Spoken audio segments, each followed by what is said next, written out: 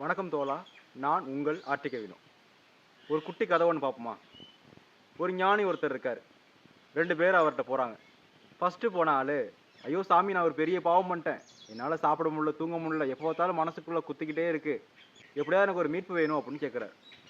செகண்டாக போன ஆள், ஐயா சாமி, ஆக அளவுக்கு நான் ஒன்றும் பெரிய பாவம்லாம் செய்யலை, நான் பண்ணது ஏதோ சின்ன சின்ன பொய் ஏமாத்துறது இந்த மாதிரி தான் பண்ணேன், எனக்கு ஈஸியாக மீட்பு கிடச்சிடும் எனக்கு தெரியும், இருந்தாலும் உங்களை பார்த்துட்டு போகலான்னு வந்தேன் அப்படின்னு சொல்கிறான். உடனே இந்த ஞானி 2 பேரையும், குழந்தாய், பாவம் பண்ணிட்டீங்களா, அப்படியே வாங்க அப்படின்னு கூப்பிடுறாரு. 2 பேர் போய் நிற்கிறாங்க.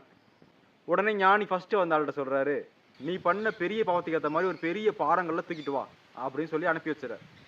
செகண்டா வந்த ஆள்கிட்ட, நீ பண்ண சின்ன சின்ன பாவத்துக்கு ஏற்ற மாதிரி சின்ன சின்ன கல்லை பொறுக்கிட்டு வான்னு ஒரு கோணி பையை கொடுத்து அனுப்பி வச்சிடறாரு. 2 பேரும் போயிட்டாங்க. அந்த முதல்ல வந்த ஆளு அவன் பண்ண பெரிய பாவத்துக்கு ஏற்ற மாதிரி ஒரு பெரிய பாறங்கல்ல மல்லு கட்டி தூக்கிட்டு வந்துட்டான். அந்த 2வது போன ஆளு சின்ன சின்ன பாறைகள்லாம் பொறுக்கி அந்த கோணிப்பை நிறைய நிறைச்சு 2 பேரும் கொண்டு வந்து ஞானி முன்னால அந்த கல்லை வச்சிட்டாங்க.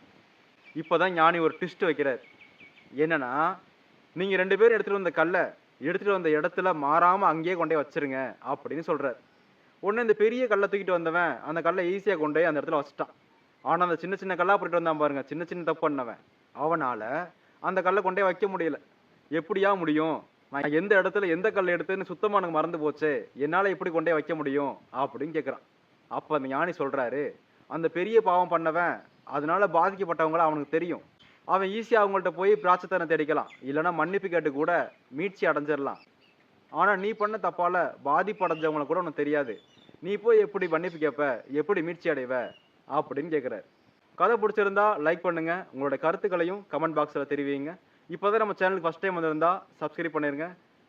மீண்டும் ஒரு நல்ல கதையுடன் உங்களை சந்திக்கும் வரை நான் உங்கள் ஆர்டிகே வினோ.